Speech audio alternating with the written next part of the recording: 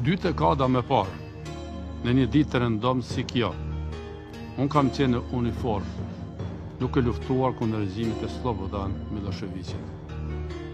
I pëlqeu dikuj apo jo,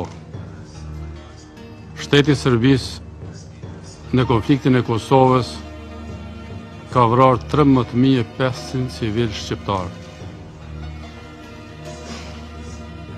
Aparati shtetëror i tyre, formacionet e tyre ushtarake policore, paramilitare, kanë dhunuar rreth 20.000 frema shqiptare.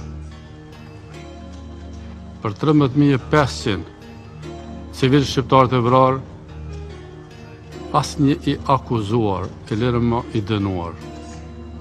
Për 20.000 femra shqiptare të dhunuara, asnjë i akuzuar, e lërëma i dënuar. 1 milion shqiptar të dëbuar me dhunë nga shteti i Serbisë. 40% të infrastrukturës në Kosovë e shkatruar. I akuzuar Slobodan Miloševići, por i pa dënuar. 400 masakra kundër shqiptarëve, asnjë i akuzuar, e lërë me i dënuar. Sot në Kosovë, më tepër ka të dënuar shqiptar për krime lufte se sa serb.